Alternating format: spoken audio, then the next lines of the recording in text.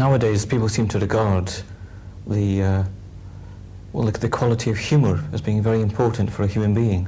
Seem to regard that, you know, it's quite something if you can claim somebody was a humorous person.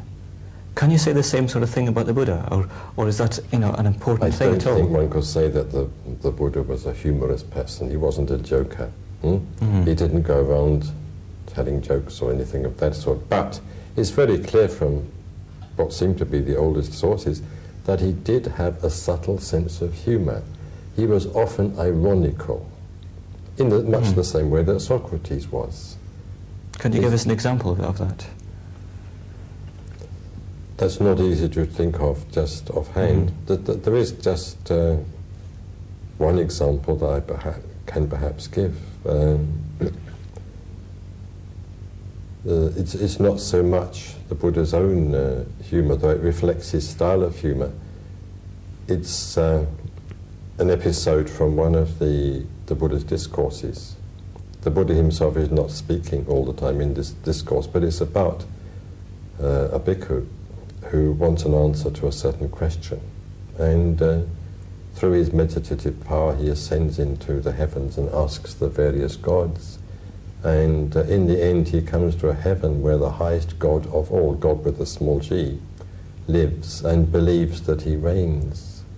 And he asks the God this question. But the God doesn't reply. He simply says, "I'm the great God so-and-so," and enumerates his powers. And then the monk says, "But I didn't ask you about all that. I just asked my question. I wanted a reply to that question." But again, the God says, "I am the great God so-and-so," and enumerates his powers. And this happens a third time. And then the God takes him by the arm, takes him aside and says, "Look, I couldn't give you a straight reply in front of all these other gods because they believe I know everything. But actually I don't know the answer to the question. You'd better go and ask the Buddha." So he goes and asks the Buddha.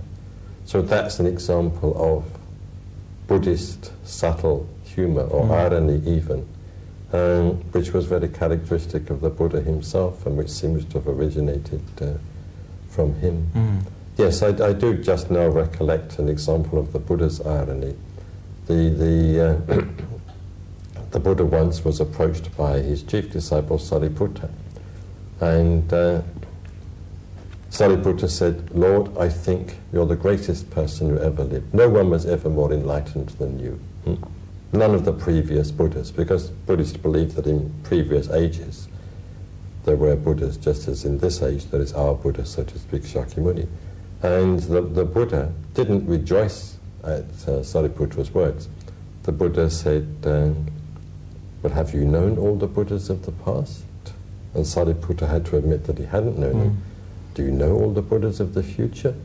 The Buddhas of the present?" So Sariputta had to admit no. The Buddha said, "Well, do you even really know me?"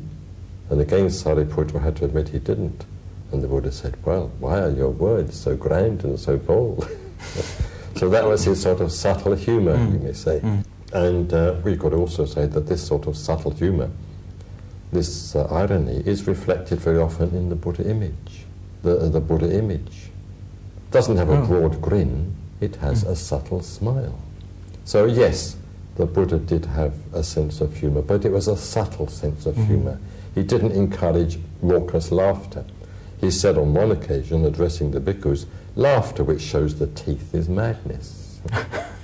And you can see lots of pictures nowadays of what various Buddhist teachers, let us say, I mean, showing all their teeth. Very often they have magnificent teeth, very prominently indeed.